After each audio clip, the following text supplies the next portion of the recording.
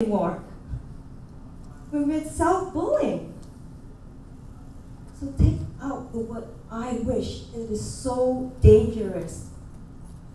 It is not a good thing.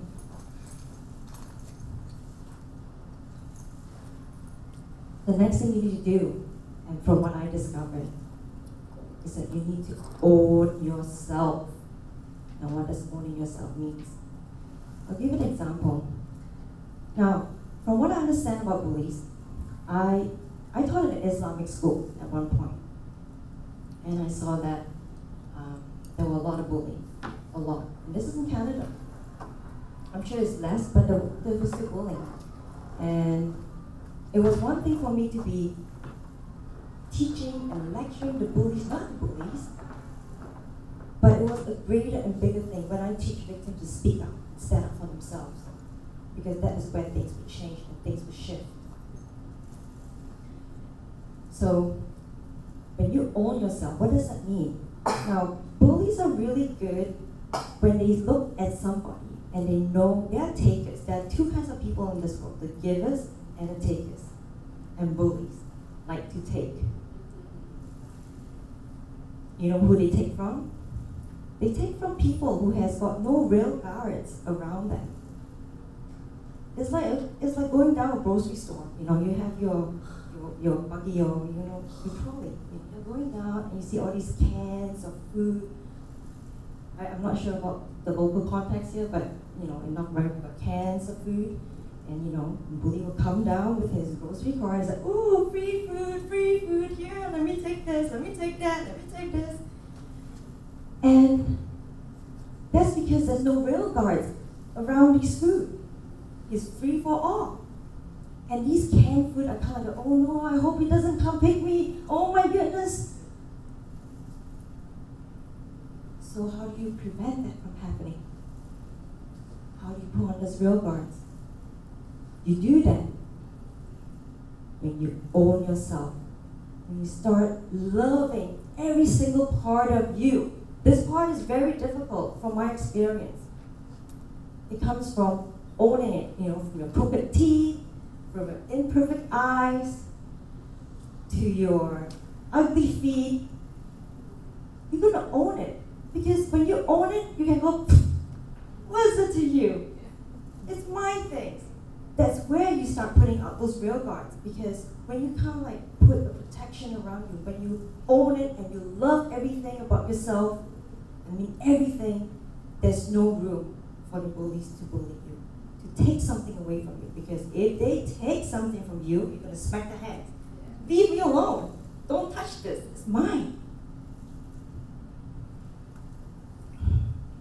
One more thing about what bullies are really good at. That's what I discovered. Bullies are really, really good at smelling people or sniffing out people who don't know themselves. They think they can just come along and run anyone down. But what I discovered is when you start putting up those real guards, start feeling good about yourself, they will just walk away to somebody else. Because bullies, they need to feel powerful. And how do they do it? They don't know other ways, and you can't really blame them. That's probably how they were raised. And they were probably bullied when they were growing up. And in order to feel powerful within themselves, they feel need to step on somebody else to raise themselves up. But when you don't allow them to step on you, they will go to somebody else. But let's hope and pray that one day these bullies will also change and transform. And at the end of it, I'll tell you a little good news of what happened to my ex. Alright? We'll save that for the very end. So, when you start loving and owning yourself, and this is something that I highly encourage each and every one of you ladies to also do it within yourself. To say that I love my eyes, I love my chubby cheeks, I love my waist, a little belly here, it's okay. Love everything about yourself, and you're going to find that people around you will also transform, believe it or not. The final step. The final step is to, I don't know the word for this, but I was told, I don't know why they call it this, but I was told it's called the California blow-off. What is the California blow-off? Now, California blow-off is something that would require step 1, that is removing the word I wish. It requires also step 2, owning yourself. And this step requires you to have a bit of attitude. When I say attitude, you're going to blow people off when someone tells you that, oh, man, you got a big nose. You know what you're going to apply it? Or, well, I can certainly smell a phony someone far away from here. I can smell a phony. Or if someone tells you you're short, you're going to say, well, at least I'm more grounded than you are. Or if you are an entrepreneur like myself, where I like to do multiple projects at the same time, I like to call myself I'm creatively involved. So what you're essentially doing is you're turning the negative thing, something that they say, into positive. And that you can only do that when you have step 1 and step 2. Then you can move on to step 3. The reason why I'm sharing with you about these 3 steps is I feel that something like this is not being taught or not being circulated around. And I really hope to find a group of ladies or a group of men or children to move this forward, because I find it, coming from my experience as a teacher, telling the bully not to bully doesn't work. Stop bullying. No. Bullies are not going to listen. I tried very hard. Doesn't work.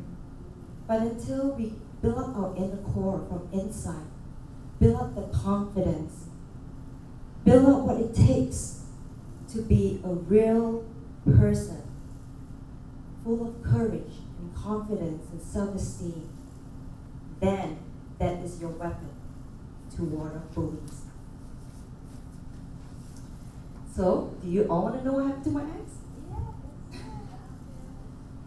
Believe it or not, he has, after I would say 13, my son is 14 now, his name is Joshua. And after 14 years now, it's only about 2 months ago, he started going to therapy. And he came out and he called himself a domestic violent person. And he's educating, and he told my son that.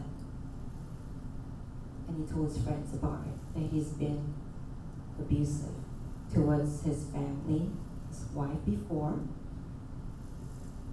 ex, and yeah. Now, I wouldn't encourage everyone to kind of do that, but I've been very patient to work with him alongside, and I never kind of rejected him. But it took me a long time to get to the point, because it took me at least 2 years to forgive him, to let go. Oh, I had a lot of anger. I was like, why? Why are you doing this to me? Oh, I went through the whole thing, but I came out at the end of the tunnel. So I'm very proud of him, for taking this stand. And now he's making, he wants to speak up and tell and share about his journey and help other men to overcome this situation. And I think he'll be such a tremendous voice and example to the men out there as well. So all in all, I'm very delighted that all of you came, and I hope that we can engage in some sort of dialogue and open up doors so we can help women, children out there to speak up. And I feel that that's the only way to bring about world peace, a true world peace. We start building each and every one from inside out, and let that light glow. All right. Is there anything else that I need to cover? I think that's about it. Thank you. Yes, please. First of all, thank you very much for throwing light on one of the issue which is even very common in India. I'm just heading a few schools and as member of advisory board. My question is that, as you said, that this is something where you have identified the bully. Okay, you told us after the identification of bully, who is actually bullying people. But in Indian scenario, these things are increasing right from class 6 standard. And I'm not generalizing, my sample size is very small because India is a very big country. Okay? But wherever I have been to interacted with thousands of children, this is increasing day by day because they never roam alone. They always have group of people. I'm talking about school, okay? Inside school, bullying inside school campus, okay? Where the children of under 18 years study in Indian context. So when these children, they move in a group, nobody points out to the bully. Nobody points out to the bully because they are afraid of him and they stand with them. And in school, it becomes very difficult for us. As you say, they cannot change their attitude and we cannot say that stop bullying. We are also teaching children to speak up. We are also, because we are putting our all efforts. But the point is, who will speak up? See, who will speak up? Because if I speak up, he's going to spare me outside the school campus. And the things of the retaliation or the revengeful attitude of that bully is different, sometimes which is not visible. He might have by the time created some more people. He may be very friendly with the guy, okay, but then he has already prepared few more. So my question to you out of your own experience that what to do in this kind of situation wherein the school runs for a very close kind of system we have, 6 to 7 hours, the regular curriculum is there, the bell goes, bell comes, the syllabus completion, copy correction, examination declaration. We have very entirely different kind of system in our country. So I just want to get, why am I here after seeing this is only my one purpose, because I'm also a psychologist, clinical counselor, I'm doing too many things in education field. Please give me some more tips, although I'm doing my part, but it's always good to get tips from the fellow beings, because everybody is having their own experience and human beings are so unpredictable. No one on this earth can write a future or a next act of any human being who might have spent 50 years of life with the people. So just want to get, even this question is open to the rest of the friends who are listening to me, that can you please help me out to find out or to